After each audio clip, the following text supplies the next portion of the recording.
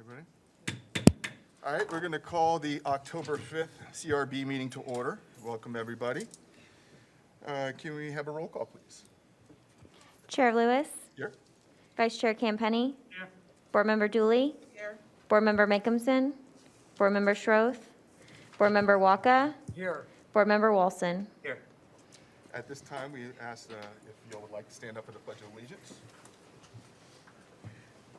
I pledge allegiance to the flag of the United States of America and to the republic for which it stands, one nation, under God, indivisible, with liberty and justice for all.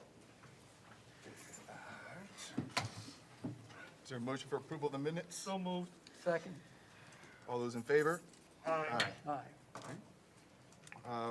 Is there a motion, approval of the agenda? Today we have two matters before the board. It's the Wells Fargo issue as well as applications coming before the board. Second. All those in favor? Aye. All right, getting right down to it. Is there any general comments from the public on unrelated board matters today? Seeing none, none from online. Any general comments from any of the board members? All right, apologize to the board for missing the prior meeting. I actually wasn't even aware of it. I missed the memo, so I apologize. My bad. You missed a good one. Yeah, it sounds like it. From looking at the minutes, it sounds like it. You were the tie vote, man. Or that was You were missed. gone. Depends how you look at it. All right, okay, I guess we're going to move on to item 1 on the agenda today, the presentation for the Wells Fargo matter. Thank you. Panal Gandhi Savda, CRA Administrator for the record. This item is on the agenda for information purposes. This is the RFP, which is request for proposal for redevelopment of the 3 parcels on Southeast Ocean Boulevard. The CRA purchased parcel number 2 and 3 that you see on the screen up there. And the city purchased parcel number 1 to move the city hall to the existing Wells Fargo building. So we'll be soliciting offers to either purchase or long-term lease of these parcels and development of these parcels for either industrial, office use, retail, multifamily development, mixed use, recreational, entertainment use, or any other use that will make the downtown vibrant. The RFP is scheduled to be advertised tomorrow, and all the proposals are due on by November 5th. And then the city's selection committee will review the proposals and select the top 3. Those top 3 firms will present their proposals to the CRA board. The CRA board will have an opportunity to rank those proposals, and then the city manager will score those evaluation forms, and then the finalist firm will be awarded the proposal. So no action is required. This was just for information purposes. If you have any comments, you can let staff know. Does our board have anything to do? Are we going to be seeing any presentations or Not anything? CRB, it'll go straight to CRA. Okay. Is there any questions from the public regarding this? Seeing none. Seeing none online. Is any comments from the board members? I have one question. As I read through the RFP, I know it was bought with the idea of moving City Hall, and there's no comment of that. There's nothing, that isn't included in there. And I was just curious, is that something that's gone by the wayside? I think it's a good idea. I mean, I think it was bought at a good time, and right now is a good time to look for an RFP. But I just was curious about that. Right, so the RFP does call out that Wells Fargo building will be used for City Hall, and that they will be required to provide the parking required for the City Hall purposes, and then the rest of the parcel will be used for any redevelopment purposes. I guess I just read through that section too fast, because that was one long document. All right. We still have a lease on Wells Fargo, right? I We mean, still have the lease. they still have like 4 Yeah. years to go, maybe? Right. Something like that? So it's still leased and Okay, well, I withdraw the question. All right, any other comments before moving to the next item? Not seeing any. All right, we're going to go to the next item. That's the applications coming before the board.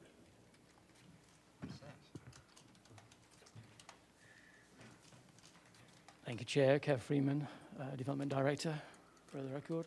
This is an item that was requested to be brought forward by staff to the CRB, and really to get some general feedback on what the CRB are looking for in terms of applications that are coming forward, what information should be supplied with those applications, and just general instruction to staff.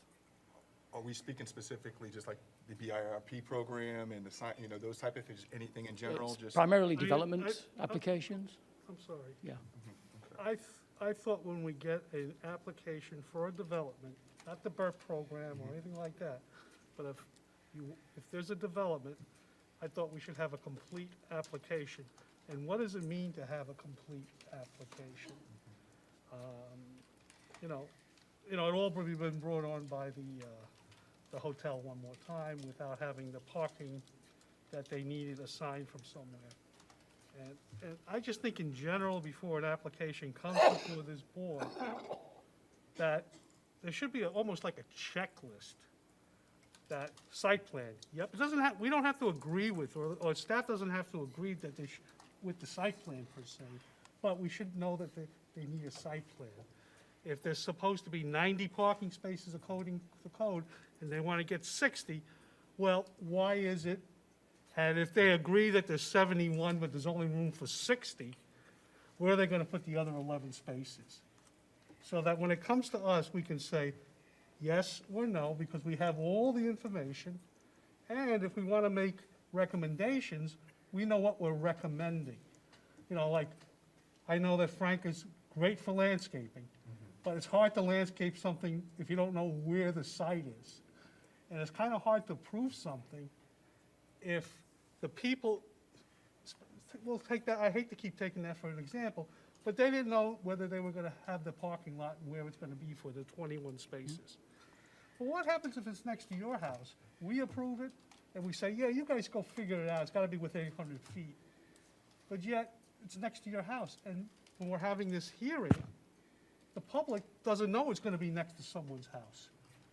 And so, I don't want to approve something unless the person who it's going to be, affect, everyone it's going to affect knows about it. And I would just like to have a more complete application, not one that staff agrees with, but one that checks the marks so that we can make the determination and then send it up to the city commission. are you saying the staff should come up with something like a category system, for example, parking, and then, artwork, for example, things like that, site plan, Yes. Okay. So that everyone knows what we're getting, including the public, because there's no sense in having a public meeting if there's things missing that the public should know about. And again, I don't want to approve something where, just because they're spending $2 million or $5 million, oh yeah, they'll figure it out because they're not going to spend that money. Well, then maybe they don't figure it out, or maybe they figure it out and it hurts some homeowner who had no idea this was going to happen. And that was my concern, that's why I voted no on the last one. My feeling is that, and this is not just for, the last one kind of highlighted the same issue, but apparently the issue also came through in the meeting I wasn't here when you were talking about the business facade grant thing regarding landscaping and trees and stuff. And just generally, I think each one of these applications, and as I read through the material you gave us, it said generally we're going to get things to look at, and we need to look at the architecture, we need to look at all of these various items on it. We need all of the information in order to make a complete and rational decision about whether it's really best for the city or not, and best for the neighborhood. And I think it's going to be different for everything that comes before us. But if somebody's just looking to paint a fence, then that's a different story. But it's kind of a general thing in my mind that we need to have for each application that comes through. And when you guys say that, I'm thinking immediately of the BIRP program where we have the score sheet issue, where we have the point system and we can see, and I don't know how that would apply to somebody putting a hotel or a condo or whatnot in, whatnot. But is that what we're talking about, basically, something that we can see that says, okay, well, they took care of landscaping, they're taking care of this, that we can see, according to what staff has looked at ahead of time of what has been completed, what we, What is, I mean, we have regulations, we have codes. Right. So if the code says X, Y, and Z, has X, Y, and Z been met? Not whether X, Y, and Z has been met because staff thinks it's the right thing that was met, or they don't like it because there's a sloped roof, or something like that, but has this all been met? And then there is something that we can judge, and we have a full application to either vote yes or no on, and then to send it to the commission. And at the same time, I think part of our job is to take neighborhood concerns and sort of see if we can work out something. Because how often have we been here, especially with that East Stewart project with the Hartmans, and we sort of, got stuff into that project that helped the commission when it got to them. And we were able to diffuse some of the neighborhood anger and, concerns. And I think that's also part of our job, is to diffuse that concern and to get the community involved that's going to be affected by any projects. But I think the easiest way to do that is to have a complete application process. Because we know we know what the codes are, we know what's required. If it doesn't meet the codes, and if they want to do something else, then whatever the applicant wants to do, because he's not meeting the code, he should come forward with that, not, I'll get to it later, it's okay. Because again, we go back to the hotel, if he had that lot sewn up, that project would have been approved 6-0 last meeting. Just to bring you up to date, and that's what I was going to say, is at our last meeting, the project that came through the PUD, it was for parking That under the marina, building. Sailfish Marina. They didn't have enough parking on their site to handle the requirement, what was needed. And even with adjustments for shared parking, they still needed parking. And initially, they had found a site that would have provided actually even more. It would have been a great benefit to the neighborhood because it would have actually provided more parking. But there was a technicality that stopped them from bringing that forward to us. And they wanted us to approve it without seeing where these additional spaces were going to be. And that's part of what prompted that, but that's just one thing where we need to make sure we see all the information that, exactly, so you can make a decision based on what's best for the city. is this helping? I mean, we're kind of just Well, talking. we do. I don't want to just It's talk like- and we're not going into Right, I think resolution somehow. And there's still going to be a grey area because applicants and proposals, the reason why it comes before the board more often than not is there's a variance required of some sort. The checklist that we run when we get an application through is, do they have a site plan? Do they have a landscape plan? All the things that are required in the code. We have, the variance that they were asking for was parking. Staff suggested that what they were asking for was not enough, and we put a condition in there to address that. It was and what I've told applicants now is that I don't know how we consider variances. I want them to meet the code. Well, they should meet the code, Yeah. in my opinion. And if they're asking. So they wouldn't be able and to have they didn't even parking have under a full building. Site plan, because they didn't have the additional parking anywhere. Right, they So would, the site so plan the was code, incomplete. the code requires a variance for parking under a building. So are we looking at variances? Are we discussing those? I don't know. I mean, of course we should be looking, We have- the whole reason they came to us because of the underground parking. Otherwise, they wouldn't have came to the CRB, correct? Yes. But Yeah. part of why they came to us, the underground parking, then we had the other issues.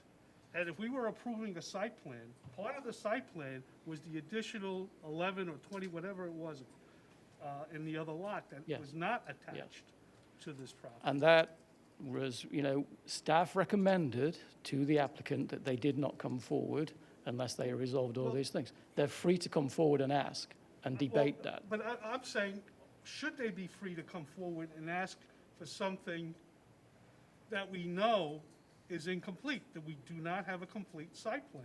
We don't have parking. So that's an incomplete site plan. They're not ready.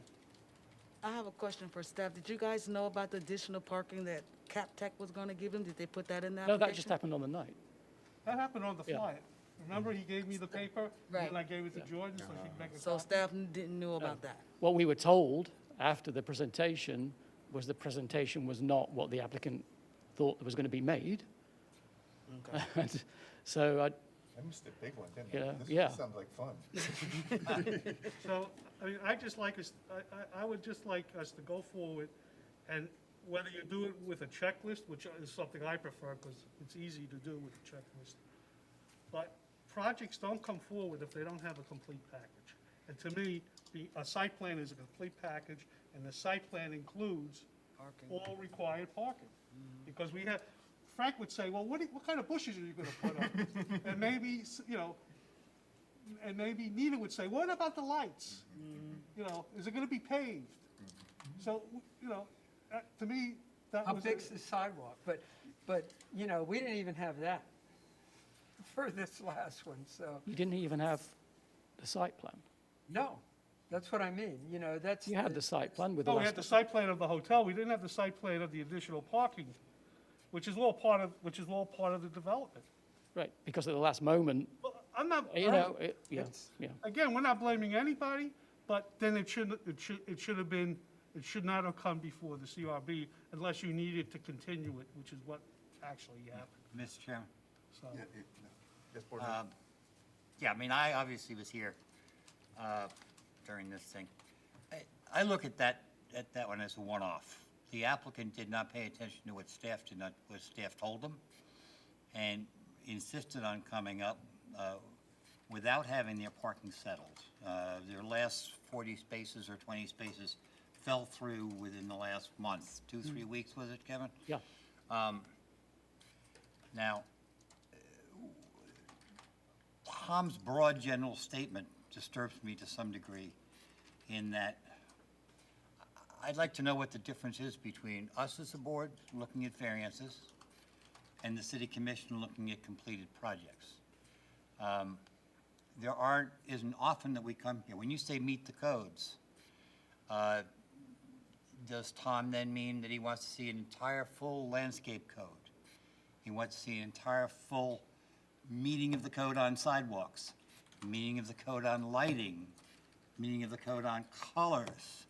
And I don't think I think they should be here for a variance. Those people should have been here for a variance on the parking. But the rest of it, when you say that they're going to meet the code, that involves putting in a whole bunch of design, worksheets. That's the proper function of the city commission or the CRA, to go through that entire one, and for staff to make sure that whatever they do submit meets the code on those issues. If they're not up for variance, then they shouldn't be at issue. So when you say, Tom, that you want everything included in everything all the time, I didn't say that. no, that's the way I heard it. Well, then let me Then, clarify. is that what you mean? What I said was, if we get a package, You want the landscaping code every time? if we're approving a project, If it's not a variance, you want the landscape code? if we have to approve a project, and part of the approval process is landscaping, Only if it's a is variance. lighting, Only if it's a variance.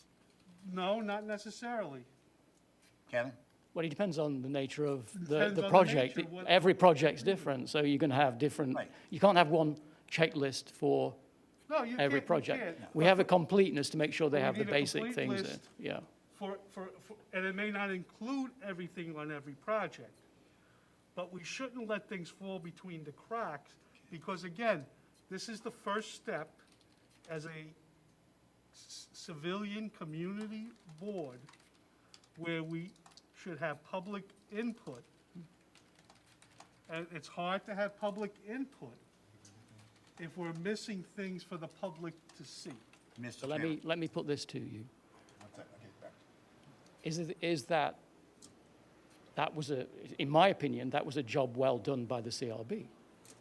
That was a job well done in looking at what was submitted to them, looking at that application and pointing out the deficiencies that the CRB would need to that applicant Oh, shoot. Sorry, guys. Get rid of it. before they would be moved to the city commission. That, to me, that is an excellent job by the CRB. Staff can only go so far with pushing an applicant to a resolution of these things. And sometimes it takes an appearance in front of a board to actually get those points across. Now, every point that the CRB made, in particular to that application, was brought to the applicant by staff. If the applicant chooses to not address those, do we perpetually not bring that applicant to the board? So I have a legal question then. Mike,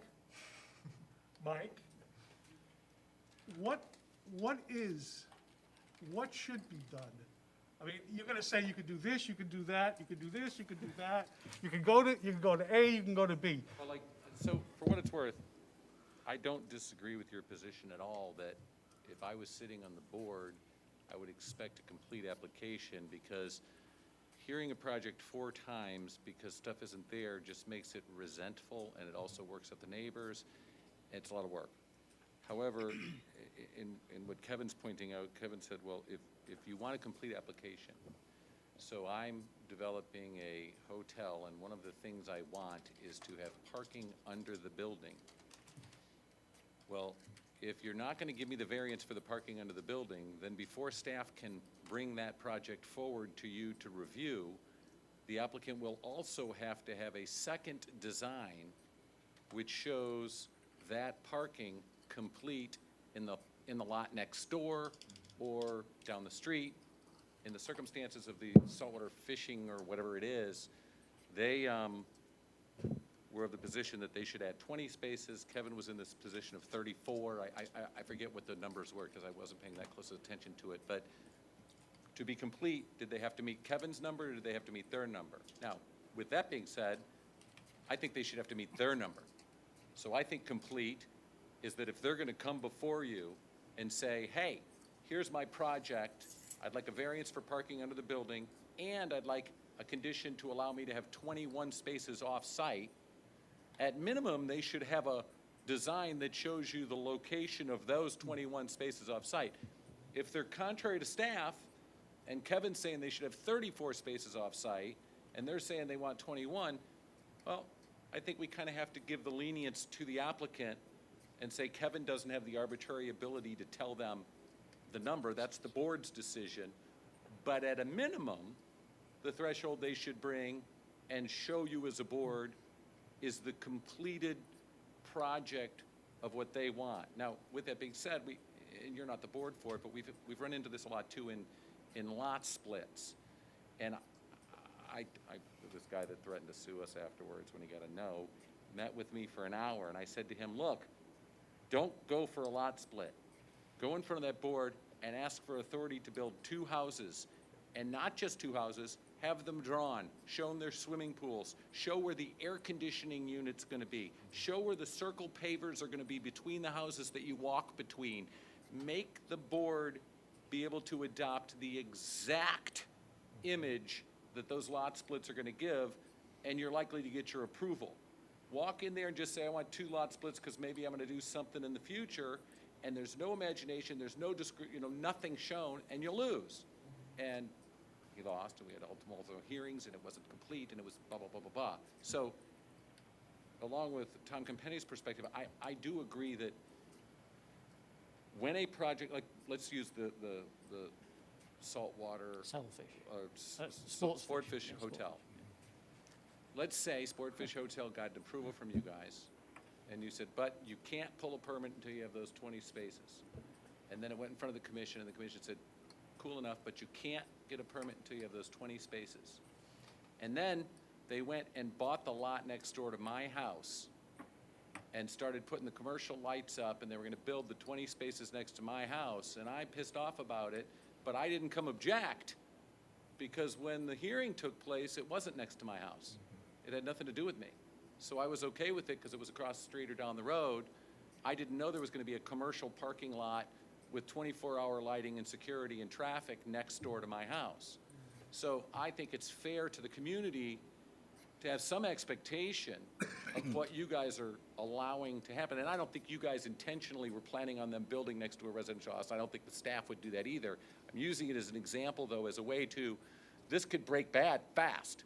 Now, is that complete? Is the word complete? I have trouble with that too, because all of these projects and the city's code is designed to intentionally create an incompleteness so that the board has some discretion to kind of do this, let's play, make a deal, to accommodate people with projects and get things out of them, and can you add a statue, or can you widen your sidewalk and put a bike rack, or whatever else it is. But I also think that if the applicant is gonna be in front of you and say, listen, code requires me to build my building on the sidewalk level, and I wanna build my building 12 feet above the ground so that I can have parking underneath it. It's one of the things I want you to do. But once I build that parking underneath it, I still need 20 other parking spaces.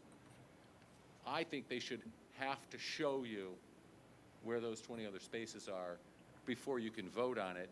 And maybe Kevin's right. I don't know that Kevin gets to be the end-all. It's not his authority. Don't want to be. Maybe you guys as a board, the first time it comes before you, you just vote no. And you say, there's no parking spaces, I can't vote on this, it's incomplete. We don't need the debate, I motion we table or continue it until they come back with parking spaces. And don't table it to a date certain, hammer them on the mailing, let them spend another $2,500 while they think about it. And then you can message them however you want as far as how much detail they need. Now, I'm not saying to be vindictive, but I'm also saying you guys are volunteering your time for us. It's your time. You give it up for free. I don't want to waste your time either. And if we're in front of you for 3, 4, 5 times on the same application with the same issue because people are throwing spaghetti at the wall to see what sticks, we're wasting your time. And so there's a balance in there, but I don't know what the balance is. I don't know where it's exact and but I agree with Tom that it's frustrating to not be able to vote because they said flat out, please don't conditionalize this on the spot across the street because that might not work. So you were unable to conditionalize it, other than you may have conditionalized it on the spot next door to my house, and then I wanted a chance to object to that, and I didn't get it because you guys sold me out without restricting it. And so there's a balance in there. And I'm not sure where. Mr. Chairman? Board member Lawson? I agree with Mike. I think there's a balance there. I think Tom's gone too far. I think requiring every jot, tittle, tree, bush, light to come before us, if it's not going to meet code, is unnecessary for many of these projects. This was an oddball out that we had at this last time. Staff recommended they not do it. One of the things, okay, I've been around here a long time. The one thing the city of Stewart has always done is work very well with their applicants. The staff is extremely diligent about getting things the way they think they ought to be, even if the code doesn't say it. They work with applicants all the time to get the details right, and that's part of what the city is known for, as opposed to the county of Martin, who is, if your nose is blue, you ain't getting a permit. And we've never operated that way. I would hate to go to a system where every jot and tittle that is going to be given to the engineer to build a project, if it's not in question, if they intend to meet the code, if we're going to make them meet the code. If we want more than the code, we'll certainly feel free to ask for it, and staff has many times. But I don't think we need to pin them down to putting forward. I'm interpreting you with I'm working on landscaping, Tom. I have no problem with the parking thing. That was one issue on one project, and I agree with it now, okay? Mike's point about the parking lot was very well taken. But to say that everything must be in order, as opposed to, how many projects do you have, Kevin, that come forward and only want one variance or two variances, and the code is going to be completely satisfied with the rest of it? Almost all, Almost all of them. yes, almost all. That means that all those pieces of paper and plans and jots and tittles, if that's what Thomas wants to require, if they're going to be meeting the code, that's not what we're sitting here for. Well, and if they meet the code, they don't need to come to a board. Exactly. But the question is, we had a matter that we said you have to do a completed application by a particular date. And to me, a completed application means that a licensed architect or engineer is signed off on the design plans and it's submitted, and the application meets a standard that it could be approved. And I don't know, and again. That's not what one means, that's not what one means in my, that's not what one means in my mind. Right, but it's, I'm looking for a deviation. My completed application shows 60 parking spaces. Oh, no, Code let's not requires use that. 90. That was a really bad example because I think the fact that they should have been shown, right? Now, the applicant did come up and make an argument, which you weren't here for, Chris, on why it shouldn't be 90-some-odd spaces, but why it shouldn't. I don't know what staff did on their end down there, whether they spoke to him. There was some kind of accommodation made at the meeting with regard to the number of spaces. But a completed application is one that satisfies staff and highlights everything that they need to see that's going to make a variance. It's not absolutely every tot and jittle on the whole thing. If you want one of those, take that right to the city commission. No, you just said it. A completed application is something that staff accepts. That is not a completed application, because staff accepted the application, but they did not feel that it had met all the necessary proof Well- that was needed to comply with code. Tom, there's always the feeling down there at the bottom of every application that says, staff does not recommend this. Right? Yeah, There's always that sentence down at the bottom, staff does not recommend it. Staff recommends this only with the following exceptions. Boom, boom, boom, boom, boom, boom. Okay? I mean, if they've got any hesitation about anything, staff has always felt able to do that. So I'm looking for, I do not want to become the county and require that every jot and tittle come in front of a board for a variance. I think we have to make some kind of assumption that if they're coming for a specific reason, that everything on for that reason is taken care of. But no, we And shouldn't hold on, have to make and that. if there is another issue out there that staff, that they're not gonna meet the code, they'll still have to come before us again, because, it would require a variance. Let me get to Frank, because Frank's been patient over here. Board Member Walker? Okay, well, I just want to get back to what I said in the beginning. We need all of the information that would be required to make a complete assessment of whether they can justify their special condition that they're looking for. And that should include some benefits as to why it's beneficial for them to do that.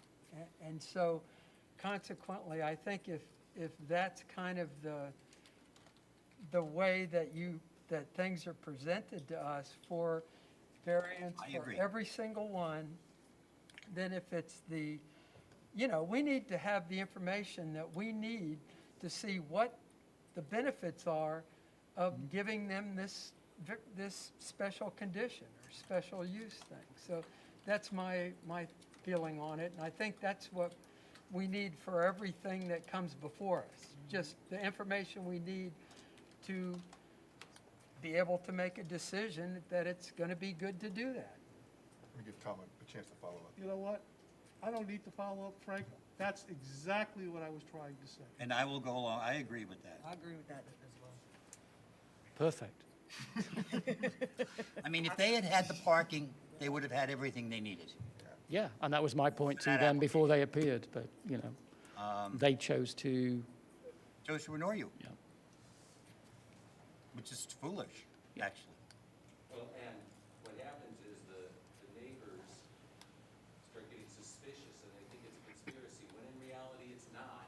It's just lack of preparation or whatever, and they think they're trying to be tricked or something like that. And that's not really the case. It's just an unknown. And it becomes not good. I agree. All right. Yep, I agree. If there's any, So do we need a motion or anything? I don't It's believe. just that this is direction. a I'm just formal- taking it as direction to staff. Okay. And Yeah. the board, if you get the sense from applicants that are in front of you that they could have provided you with stuff that they chose not to, tell them. Yeah, All right, well, if there's nothing further in this discussion, we're going to move to, is there any other matters before this board? Not seeing any. Oh, wait, Oop. oops, you just reminded me. Whoops, I did it again. October 6th, the Tomorrow? city is going to release an RFP. that's tomorrow. Yes, it is, as a matter of fact. And the RFP is going to be for a project for city-owned land, which is the bank building over there, what we talked about earlier, the building in the meeting. And the CRA is going to be the deciding board on that project. I don't know the law in particular as it relates to the CRB being in the code of silence, but I'm 100% sure that the two CRB representatives that sit on the CRA would absolutely be in the cone of silence. My recommendation would be, however, is that because you guys are sitting on a similar board that is directly related to this project, that you too treat it that way. And the cone of silence means that anybody that's submitting a proposal to be considered by the city as a potential applicant to acquire this property is not allowed to have essentially non-sunshine communication with any of the board members regarding the project from October 6th until such time as the CRA has voted on this project. So I don't know when that will be, but I'm hoping it'll be toward the end of November. I also don't know that, I know for sure there is not a single applicant yet because it hasn't been done. I don't know how many there ultimately will be, but if someone were to bring it up to you and want to speak to you about it, the best answer would be there's a cone of silence, the board's not allowed to talk about it. Okay? Yeah, Mike, since there's a couple people who aren't here, it would be good to maybe send out a little memo Okay, or that's a good something idea. to let people know about that, follow because up they on may that. not know that. And I'll give reference to the Right. language that I actually can, says it. I'm pretty sure after our arguments over the last two meetings that Tom and I won't be talking to you. I'm not worried about you talking to Tom. I'm worried about you talking to the applicant. No. You know, working that back deal where you get a condo out of it if you vote No, for it. nobody cares enough about me. Is there any staff updates? We have a neighborhood meeting for the MLK Streetscape project on Thursday at 6 o'clock at the 10th Street Recreation Center. So if you know anybody that would be interested in coming to the meeting, if you're interested in coming, please join us. The When is that again? consultant will Oh, be there also. Streetscape, right? Right, the MLK Streetscape. Can you Thursday? hear me? Sorry, I think I'm loud, but I guess we got I'm you. not. You only lisp with the mask on. Is it Thursday? This Thursday at 6 o'clock at the 10th Street Recreation Center. Jordan, do you want to send out just a little note? Sure. That'd be easier because they're not here.